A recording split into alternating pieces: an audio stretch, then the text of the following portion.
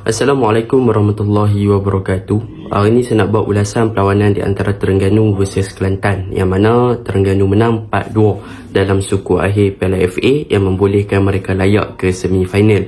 So pada perlawanan ini, kalau kita lihat, sebenarnya Terengganu bermain boleh dikatakan agak baik apabila mereka buat pertama kali bermain pada waktu petang berbanding Kelantan yang pernah beberapa kali dah bermain untuk waktu petang.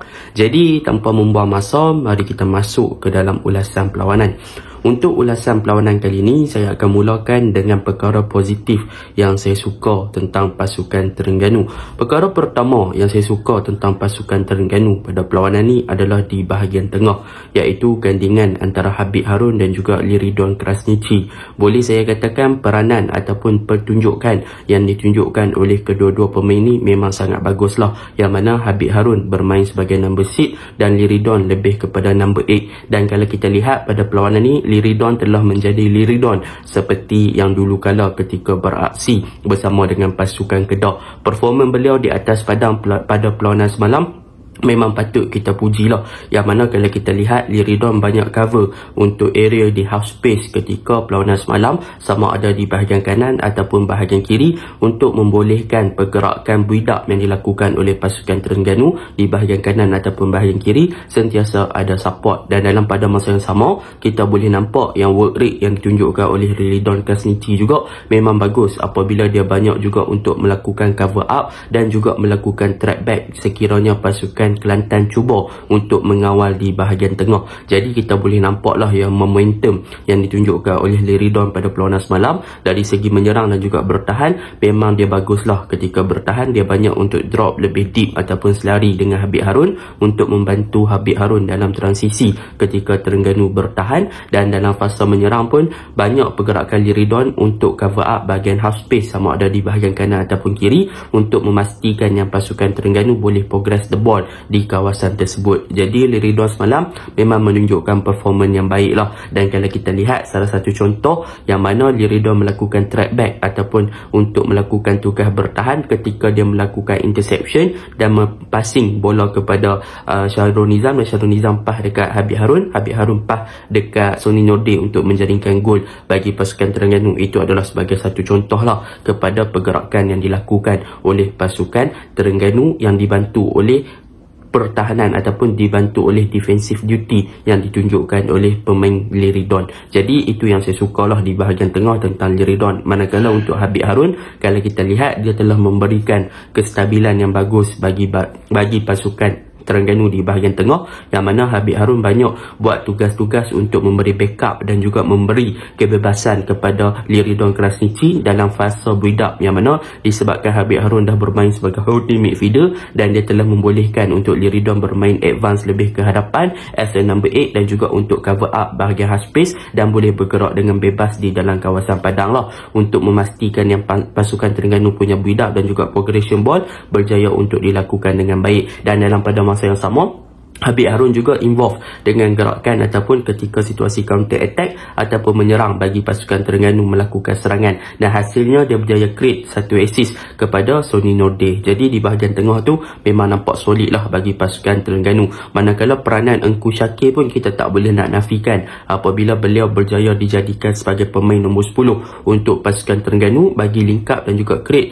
space di bahagian tengah. Jadi kita boleh nampak lah yang Engku Syakir berjaya untuk buka game kepada Azmi untuk gol pertama pasukan Terengganu. Jadi benda tu positif side untuk bahagian tengah pasukan Terengganu pada perlawanan semalam apabila gandingan Liridon dan juga Habib Harun menunjukkan performan dan juga konsistensi sepanjang 90 minit. Itu yang pertama. Yang kedua, kalau kita lihat untuk perlawanan ni, apa yang menariknya adalah tentang peranan dari winger, iaitu di bahagian kanan Nik Sharif dan juga di bahagian kiri Sony Norde, yang mana Sony Norde untuk game ni memang boleh dikatakan dia banyak untuk melakukan gerakan-gerakan individu dan juga gerakan inverted masuk ke half space dengan sangat banyak untuk memberi bantuan dan juga support kepada Ivan Mahmud yang beraksi sebagai striker. Manakala combination play di bahagian kanan adalah antara Nik Sharif dan juga Azam Azmi, yang mana Azam Azmi banyak buat overlap dan juga underlap untuk membantu Nik Sharif dalam melakukan penetration ke arah bahagian kiri pasukan Kelantan lah, dan benda tu berhasil lah. Kalau kita lihat combination play yang ditunjukkan oleh Nik Sharif dan juga Azam Azmi ni menarik.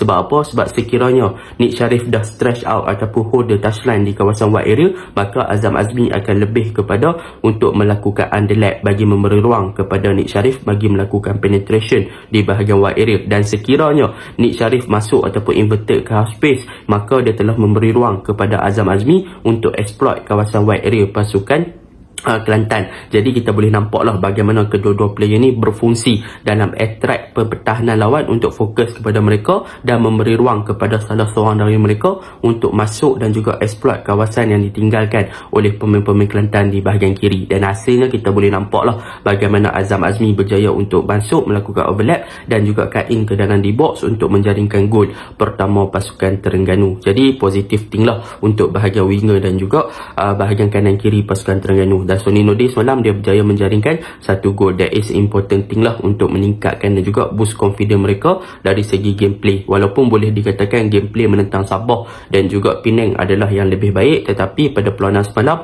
boleh dikatakan mereka bermain dengan baik lah untuk bahagian tengah dan juga attacking. Yang ketiga, kita boleh puji Ivan Mahmud. Untuk game ni kalau kita lihat, Ivan Mahmud memang menunjukkan kerajinan. Dia pandai untuk apabila receive the ball untuk dia hold up the game dan dia open ataupun create space kepada pemain winger untuk buat cut in ke dalam, dan dia juga pandai untuk cipta ruang dan juga create attacking movement untuk melakukan penetration passing ke bahagian hadapan. Dan dalam pada masa yang sama, sekiranya dia ada ruang, dia akan melakukan percubaan. Dan kalau kita lihat pada perlawanan ni, Ivan Mahmud memang bagus daripada segi hold up the game dan juga find the space untuk dia receive the ball bagi melakukan percubaan. Dan hasilnya dia berjaya menjaringkan 2 gol. Tapi sayang, 1 gol dibatalkan akibat offside. Padahal bagi saya that is not offside lah, dia bukan offside. Dan 1 gol lagi dia berjaya menjaringkan gol yang sangat lawa dari luar kotak penalti menggunakan kaki kiri. So boleh saya katakan kaki kiri Ivan Mahmud ni memang berbahaya dan juga mematikan. Sekiranya tidak dibendung ataupun tidak diblok, maka Ivan Mahmud ada ruang yang bagus, maka percubaan dari kaki kiri dia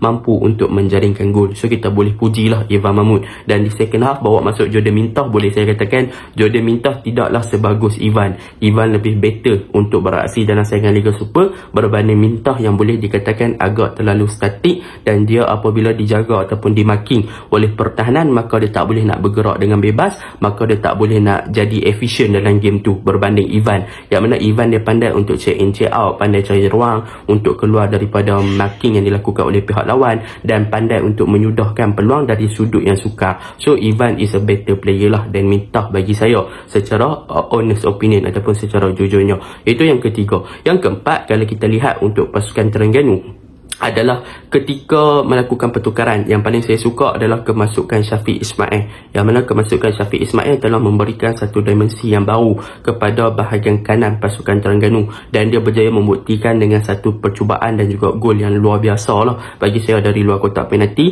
So Syafiq Ismail menunjukkan momentum, konsistensi sebagai super sub. So better dia masuk sebagai super sub dan dia boleh bagi impact yang positif, dan harap kecederaan dia tidaklah terlalu serius sebab Terengganu masih memerlukan dia untuk saingan Liga Super dan Piala FA serta Piala Malaysia serta AFC Cup nanti. Jadi kita doakan yang terbaik untuk dia. Namun begitu, kita boleh nampaklah yang pasukan Terengganu untuk game ni bahagian defend agak kurang sikit, terutamanya dari segi individual performance, iaitu Sador Kulmatov. Yang mana boleh saya katakan game ni 2 gol pasukan Kelantan adalah berpunca daripada Kulmatov yang lambat untuk clear ball ataupun lambat untuk buat decision making, dan menyebabkan pemain-pemain Kelantan berjaya untuk push dan juga pressure dia sehingga dia buat mistake. Jadi benda ni yang merugikan pasukan lah. Harap Kulmatov boleh belajar daripada kesilapan untuk memastikan yang dia tak buat kesilapan yang sama. Sebab apa? Sebab kesian dekat Syarul Nizam, bila Kulmatov buat mistake, dia yang nak cover up. So bila dia nak cover up, tengoklah dia menjatuhkan Aquas di dalam kotak penalti, menyebabkan pasukan Kelantan dapat penalti. So benda ni yang perlu untuk Kulmatov jadi lebih mature dan juga lebih matang. Dan goalkeeper dan juga defense perlu lebih communicate each other lah, salah satu sama lain, untuk memastikan yang mereka tak memberi ruang. Walaupun lawangan Kelantan, mereka perlu avoid the crucial mistake, simple mistake lah yang sepatutnya mereka elakkan. Kalau tak, pasukan Kelantan boleh untuk manfaatkan peluang tersebut untuk menjaringkan gol. Jadi itu je lah ulasan saya. Tahniah untuk Terengganu layak ke semi final. Tunggu antara Sabah ataupun KL City. Bye. Assalamualaikum.